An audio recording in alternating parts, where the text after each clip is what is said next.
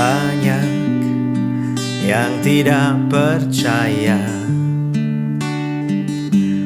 bahkan memandangmu hina. Tapi bagiku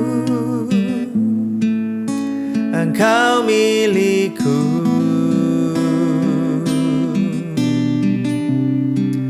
dan aku milikmu, Yesus. Engkau segalanya bagiku, walau dunia menolakmu. Tak pernah ku ragu, karena engkau telah memilihku. Sebelum dunia dibentuk, Yesus, engkau segalanya bagiku, walau dunia menolakmu. Tak pernah ku ragu, karena engkau telah memilihku. Sebelum dunia dibentuk, sebelum dunia dibentuk, sebelum dunia dibentuk.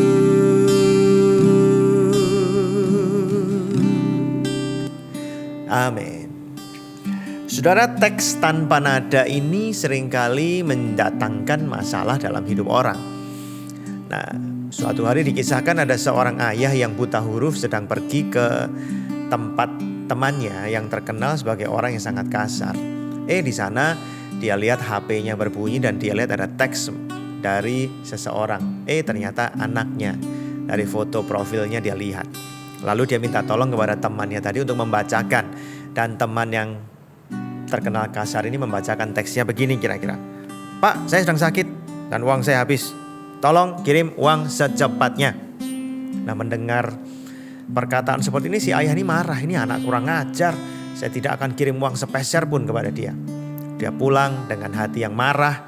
Di dekat rumah dia ketemu dengan temannya dan ditanya, kenapa Pak marah-marah? Ini loh anak kurang ajar, masa kirim teks dengan nada tidak sopan seperti ini. Loh, Bapak kan buta huruf, coba saya bacain lah. Lalu diberikanlah HP itu dibaca lagi oleh teman yang kedua ini. Teman ini terkenal sebagai orang yang hatinya lembut ya. Dia membaca begini, Pak, saya sedang sakit dan uang saya habis. Tolong kirim uang secepatnya, Pak. Nah, ketika mendengar begini, si ayah ini segera sadar. Oh iya, teks tanpa nada itu seringkali membuat masalah dalam hubungan antar manusia. Amsal pasal 15 ayat 4 berkata, lidah lembut adalah pohon kehidupan, tetapi lidah curang melukai hati.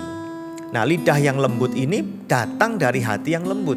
Orang yang hatinya keras dan kasar akan menilai segala sesuatu yang dia baca mungkin dengan kasar, dengan ada sarkas, langsung marah duluan itu ya, kalau hatinya lagi gak beres. Tapi orang yang hatinya lembut, orang yang hatinya baik, ya dia menilai dengan lembut kan. Ketika dia menilai dengan lembut, yang keluar dari mulutnya juga lembut. Sebaliknya orang yang kasar, ya yang keluar dari mulutnya juga yang kasar.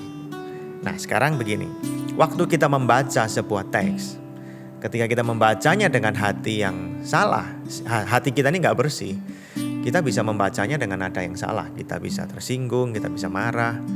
Atau ketika hati kita ini lagi isinya yang gak beres, kita bisa ngomong melukai hati orang lain. Tetapi kalau hati kita ini baik, apapun yang kita baca dengan nada yang enak, ternyata baik juga kan.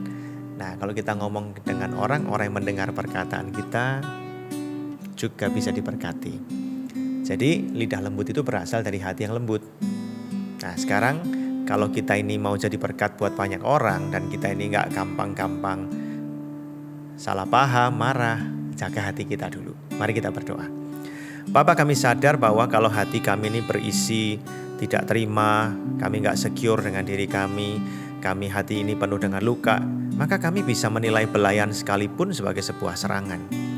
Kata-kata yang harusnya baik kami bisa membacanya dengan kasar. Kami makin sakit hati, makin kacau. Tetapi ketika hati kami ini baik, kami membaca segala sesuatu dengan lebih baik. Kami berkata-kata juga bisa memberkati orang lain.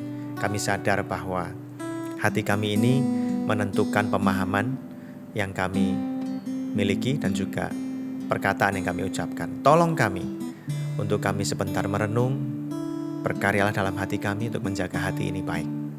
Sehingga baik kami mendengar, baik kami berkata-kata, semuanya itu baik. Jadi berkat buat banyak orang.